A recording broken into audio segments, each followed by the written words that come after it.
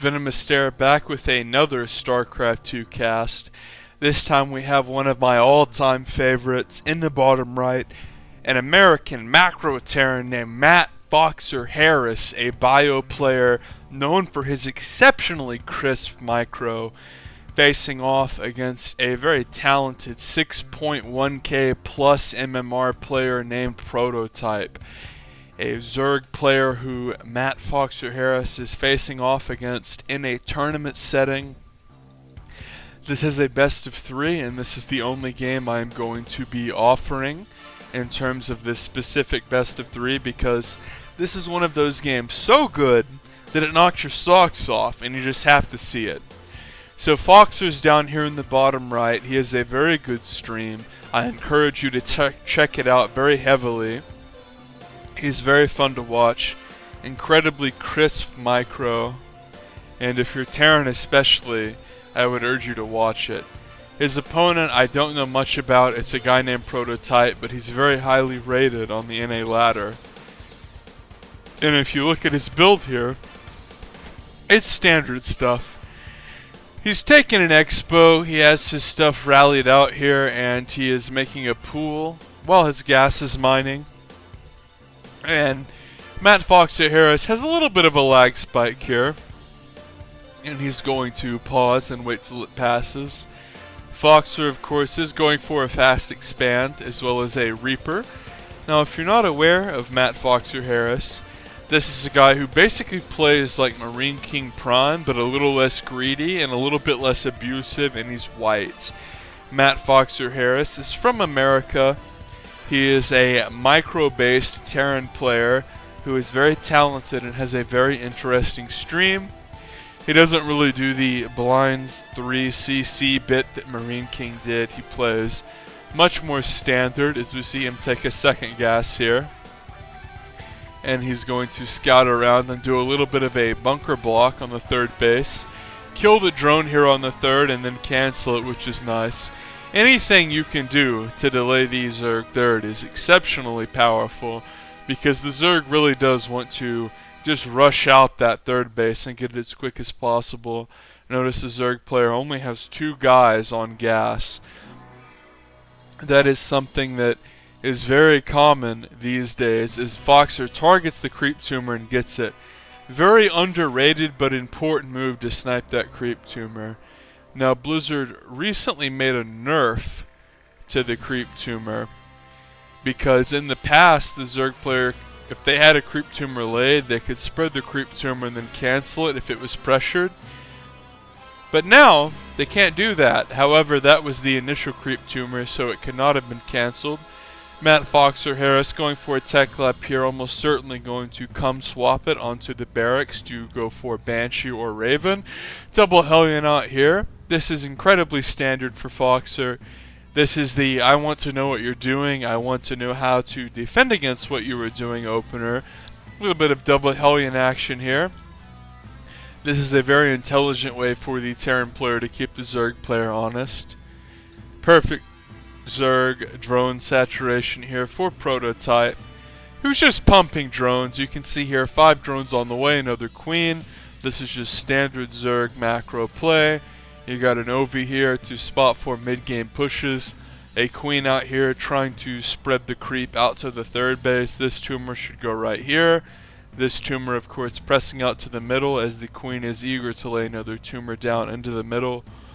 You always want to prioritize middle creep tumors because they're the most likely to be killed, and they're the most valuable to be spread. Obviously, you want to connect creep to your third, but it's usually very simple with just 1 tumor. So Foxer is going to range out here with his initial 6 Hellions. Notice he has Banshee with Cloak on the way. And he's going to do a bit of cleaning up of Lings here. This is very standard stuff. This has been going on absolutely forever. This is the sort of opening that can keep Zerg honest and is going to prevent Zerg from running hog wild, as Matt Foxer Harris attacks a few creep tumors here. I met Matt Foxer Harris in real life. He's a very talented, kind-hearted guy, down to earth, and micro Terran who really wants to make a name for himself and has some very crisp micro. This is the sort of guy that you stand behind and see what he does with Marines and says, wow, that's really good to yourself. But it looks like he's going to go for a bit of aggression here as he runs the Hellions in. A player like Innovation might opt to simply play defensive with the Hellions, pick and choose what sort of units can live when they come out of the hatchery. But Foxer is going to run into the main here and try to get pressure onto the drones.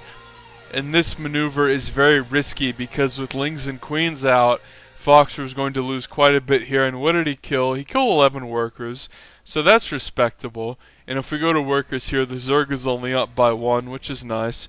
Zerg is getting a +1, Foxer is getting Stim as well as Reactor on his medevac. He's got a couple reactors on barracks so he can get bio, and his third is turning into an orbital. And this is one of those funny things where both Zerg and Terran want to tech up into mass worker. The Zerg here is getting spores in each base. He already has a spore in his main, and his natural, and his third.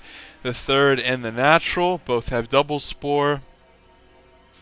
And Foxer is going to move out here to his third base. Marine tank is already out. Of course, he's trying to move his third base over, killing the Lings to prevent scouting. Notice that Prototype does have the Lings out here, so if a big mule hammer is dropped without any defense, he will be able to kill that. It looks like Foxer's going to siege a tank here and start to defend.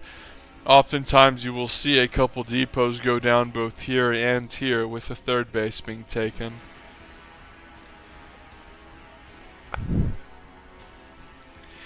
Couple more barracks on the way for Foxer here. This is just standard bio play. Notice the nice saturation in his main and natural. He really wants to get his third base going here. Creep spread is starting to occur for the Zerg.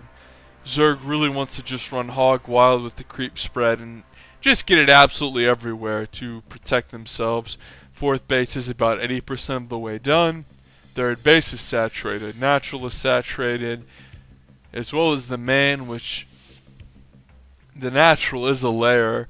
And Hydralisk Den is going to be the choice here as the Zerg player goes for melee +2 as well as Carapace. And he's getting both of the Hydra upgrades as once, which tells me he wants to go Hydra. So let's watch from Fox's point of view, as he is the guy who gave me the replays. So this is something very important as Terran. You want to always be aggressing upon this creep spread, killing the active tumors, pressuring the Zerg. The last thing you want as a Terran player is to move out on the map and for the entire map to just be covered in creep. So this is one way to effectively clear creep, is to have about 16 Marines and a couple medevacs out, just sort of marauding around the map, scanning for creep spread. And this is one thing that has been interesting to me for a very long time, as we see speed banes rolling in here. Because Matt Foxer Harris here, even though he cleared a few creep tumors, if we look at this side of the map, the fourth base side still has a lot of active creep tumors. And this is always funny to me because Terran players will almost always opt for this reactored starport, but in terms of clearing stuff, if you look at Raven openers, sometimes it seems like the Raven is just infinitely more effective, because you see Terran players cry about how good mules are and how badly they need mules, but then they'll waste 5 scans just clearing the outer layer of creep. On some level, I think that Raven openers are very powerful.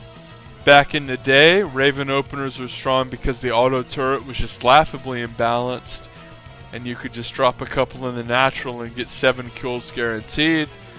The auto turret has since been nerfed, and we don't really see Raven openers so much anymore.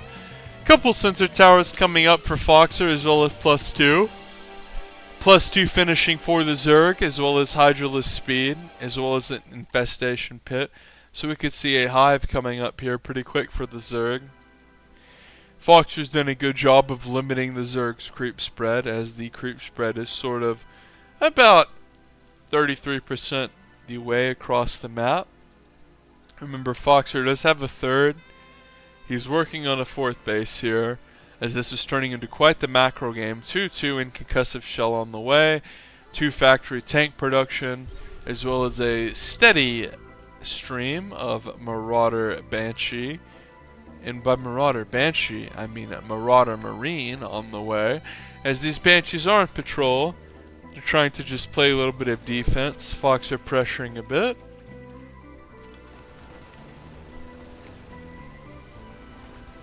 Overlord gets sniped here as the Zerg starts to clear out the rocks in the middle of the map.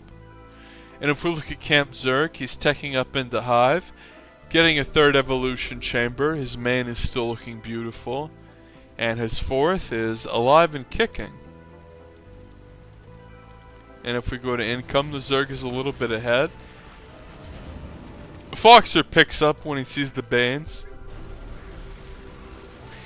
And intelligently, he is going to pressure the middle of the map with a little scan. Remember, as Terran, you always want to clear the creep, and Foxer's going to stim and retreat into his tanks. As Ling Bane comes screaming forward here, lots of Ling Bane from Prototype as the tanks get cleaned up, as well as the majority of the bio.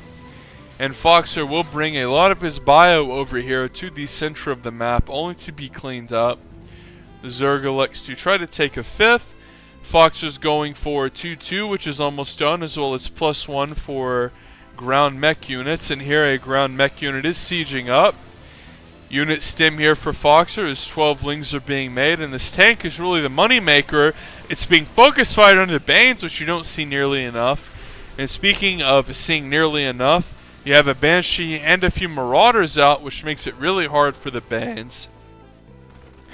Remember, Terran players, if you have straight Banelings off of creep, it's very easy for a Zerg to defend. But if you have Marauders and tanks defending off of creep, as well as Banshees, suddenly it becomes a big deal, as we see a little bit of a Ghost Cloak being researched. A few Queens are going to go down here as Foxer does retreat right afterwards, and he's actually going to fight a nice concave of Hydras. It looks like he is really depending on this tank to defend him, but there are too many Hydras out. With good defenses here, as the Hydras have +2 Carapace, +3 melee attacks being worked on, as it is mainly down to just tanks here. Not a lot of support units for Foxer, and he's going to pay for that and retreat into his 4th base, which of course is a PF. This is one of the best things for Terran, when you can make your 4th base a PF right in the middle of the map. And Foxer's trying to take a 5th, but he's a little bit worried about the Sling. He'll almost certainly make this a PF as soon as it lands, as the Liberator range and Ghost Cloak is about to finish. The +3 for Marines is just getting finished. The Liberator range, frankly, has just started as the Banshee Cloak finishes. 2 tanks on the way, and this is what you really want to do as Terran. You want to make extra factories and extra starports to focus on those money units. You don't want to just be mindlessly slamming your head into the wall with bio units, as we see the Ghost upgrade is going to occur here for Foxer. This increases the range of EMP. This is an upgrade we see mostly versus Protoss. The Zerg player is going to continue to try to defend as the Ultra Cavern finishes.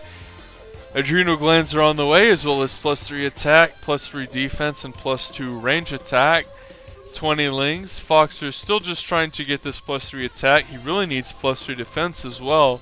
He's trying to siege up onto this corner and get maximum range. This is where you want to siege your tanks, up on the corner with very little surface area. Gonna boost his medevac up here to get vision. And then remember, oh, okay, I need a little bit of a scan here to try to clear creep. Extra Carapace being researched here for the Zerg Ultras. And it looks like Foxer here has a little bit of a contingency drop, and this could be to simply clear creep. Planetary coming forward here. Foxer really wants to defend, because once this planetary gets up, it will be hard to defend. This planetary is already up. Foxer's doing a great job expanding. A couple Ultralists finish here for Foxer. He clears out a bit of creep, but he sees the Ultras that come screaming in with Bane Hydra, and here comes a couple Liberation Zones. Baneling Ling Hydra flanking, and suddenly it looks like Foxer doesn't have a lot of army up on this high ground. as the Liberators are desperately trying to defend, but aren't quite able to as the planetary just finishes, and it's just a little bit late as Foxer is suddenly behind in supply, and he's limited to one less space than he wanted, and here is going to mass repair onto the PF. PF is very good against Lings, and with a couple Liberators and some repair help, Foxer will be able to defend that base. But if we look at the Zerg here, the Protoss, and by Protoss I mean Arto Protoss, and Ape, the Terran player is defending the aggression of the Zerg player very well. We see +3 Carapace here for Foxer, as well as 15 Banelings for the Zerg, a couple Ultras, and some Viper. The Vipers really are the most underrated Zerg unit of the entire composition, as we see the Zerg player desperately trying to defend here. It is very hard to aggress upon your Terran opponent when he has 3 sensor towers and 3 beautiful Venn diagrams here. It doesn't really get any better than that. It's very hard to aggress upon that. And we can see Foxer here, Bite Me running out of a little bit of steam as this base is being blocked by creep, which is very important. Notice Foxer setting up liberation zones as well as a turret to try to defend this base. Once you establish this base, this one is very easily destroyed. And even though the Zerg doesn't have these bottom bases, he does have them creeped, which is important because he knows Foxer doesn't have them. Foxer are going to try to retreat into the Liberator tank, and even for tier 3 Zerg, that's very tricky. So the Zerg is going to back up, think about attacking, say that's just ridiculous. And this is perfect for Foxer because you see a couple depots coming up here, making it harder for the Zerg to attack. And if we go to the Foxer cam, he's desperately trying to defend as both players are maxed. He wants to really push down and clear the creep. This can be very tricky if you're a Terran player and are trying to aggress upon a very ahead Zerg, because oftentimes you will be met with fierce creep spread. Foxer wants to kill the Vipers here, but Bane is going to spring forward here along with some Ultra, as well as some incredibly powerful blinding clouds from the Vipers, but there's so many tank Liberator here that it will be very easy to defend.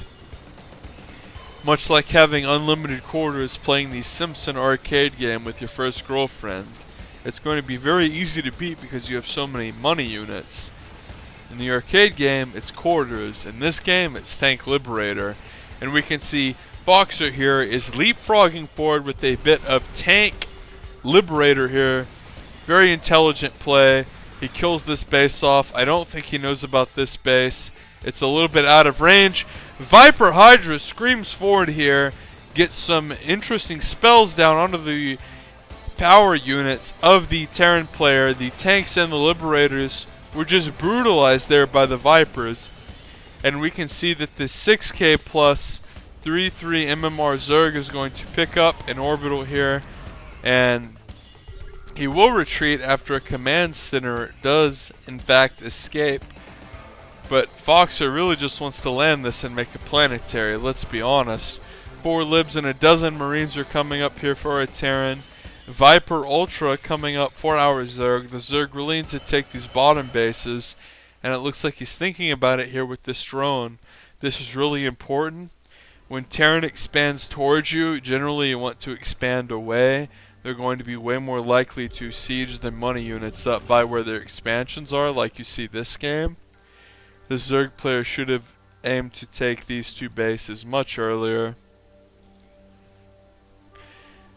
Foxer really needs to establish this position to start mining, but whenever Zerg has Vipers with energy, it can be very hard, as the Vipers can yank your money units, as a lot of the Liberators are yanked forward here. Thankfully, new Liberators come forward to re-siege.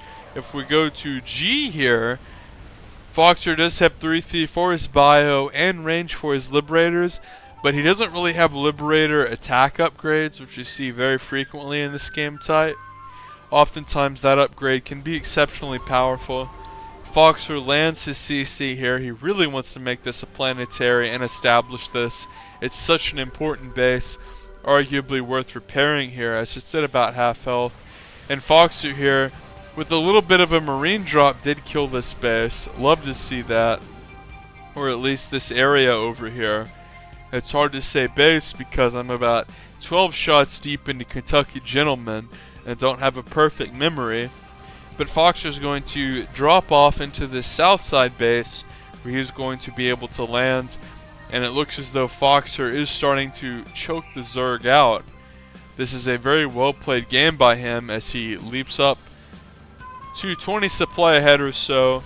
Remember, the creep spread is very important, and Terran players really don't like to make a Raven.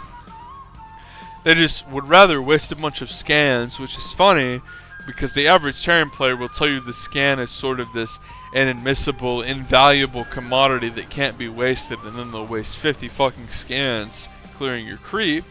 But I digress.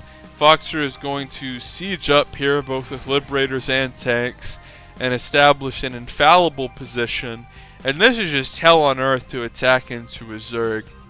And even if your creep spread is exceptional, extending southbound, it can be difficult if you see Foxer is making sure the Zerg doesn't establish a ton of bases. Liberators get yoinked here. Hydra Ultra flinging forward here for the Zerg. Foxer retreating into his static, into his Liberators. The Hydras try to do their best. The Marines are stemmed here. A lot of bio is dying here for Foxer, as it looks like Matt Foxer Harris is in for a little bit of trouble here as he starts to kill the exterior bases. And remember, the Zerg, without a critical mass, can't really break this many Liberators with bio. So the Zerg is forced to defend the outside bases that he can't quite defend. Foxer, with the PF established here, really needs to push upon this top right base because it is such a big deal for the Zerg to be able to mine this. Notice the Zerg made double spore. That's very helpful because or else Foxer would just be able to siege a Liberator. And it looks like Foxer will stem forward here, try to take out some creep.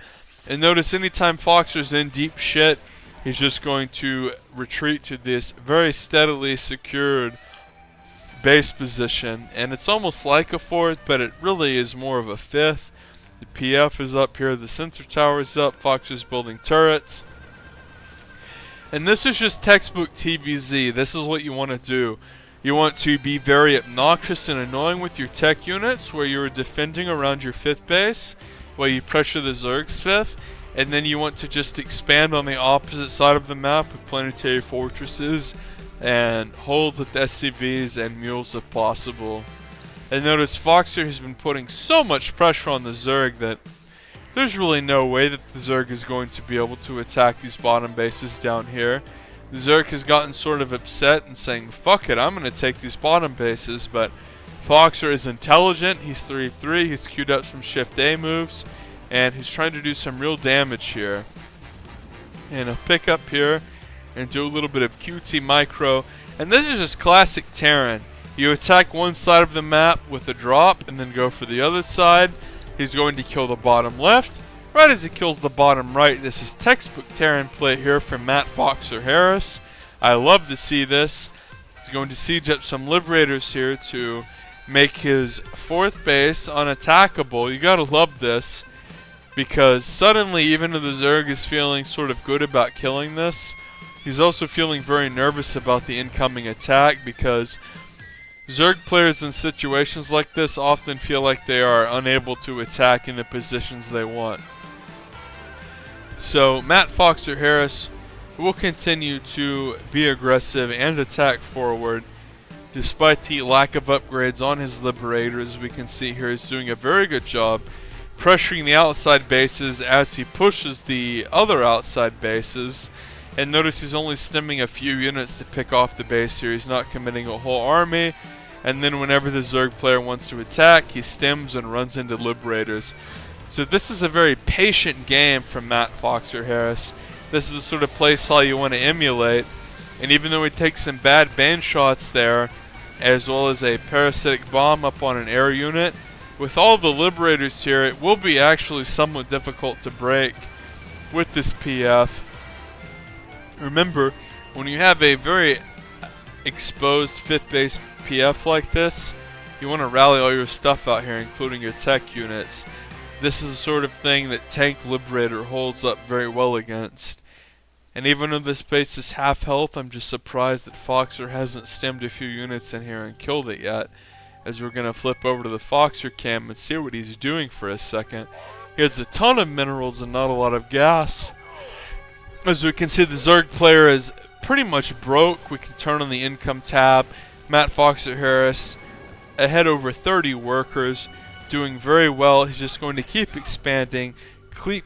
He's going to continue to clear creep and do a good job. One of the most important parts of playing against Zerg is clearing that creep and keeping them on the back foot. And this can feel very difficult if you are just on bio. So we can see here that Foxer isn't afraid to play aggressive as well as make tanks and liberators. This is part of what has kept his 5th base up here and to the right alive, is Foxer's willingness to make Liberator tank. And if we look at the minerals here, Foxer is both ahead in supply as well as units. He's making extra CCs, which is always nice. Foxer is just infinitely ahead in this game and doing very well. And we can see here the Tank Liberator sort of creeping forward. And notice that Foxer is always doing something on the other side of the map, even if it doesn't seem ideal, perfect, or the thing that he wants to do if he had the choice. He's cleaning up creep in the top right so his base can land, and he's pressuring bottom left. This is bread and butter TBZ. You want to pressure your Zerg opponent to be in 2 spots at once. Notice that even despite the Viper pull, he managed the EMP, and he's going to stem here and do heavy damage to the Massling army despite the upgrades. And this is one of those funny moments where even if Zerg is at the end of their tech tree, if they don't tech adequately, as Terran you're going to do very well. Unfortunately for Foxer, some parasitic bombs go down there, which is similar to a Radiate from Brood War. They can be very difficult to deal with. And there is one pesky Overlord dropping creep, which is one of the best tactics that you can do with Zerg, is to drop creep. And Foxer will drop another scan and try to clear out some of the creep, just so if the Zerg player presses forward here, Foxer won't be forced to split on top of creep, which is very difficult. Notice Foxer's been ahead for quite a while. He keeps pressure on the Zerg, and he's going to do the classic move of pushing up onto the creep and then retreating into the money units. Lots of ghosts here. Foxer could actually be in a lot of trouble here if you were to lose all these expensive ghosts. But I think that if we go to the upgrades tab, Foxer does have cloak, so if worse comes to worse, he can just cloak. Notice you don't see many overseers, and you see the top side being taken. Foxer is just continuing to take the lead here. This is really the sort of game you expect from a top tier macro Terran. And right when he knows he's in trouble, he's going to pick up and run away. At this point in the game, the Terran player is ahead because he can always drop one side of the map with 1 or 2 medevacs and then tentatively push the opposite side with the rest of his army. And that is exactly what Foxer has been doing, is poking and prodding at one side and then brutally pushing the other. Command center upgrade. And it looks like Foxer wants to take bottom left here, and he's going to use his 3-3 bio to easily clean up a couple pathetic spawns, as well as the rest of the joke army that the Zerg has rallied down here. It's very simple. He can just bring the rest of his army down here. These ghosts are very powerful units.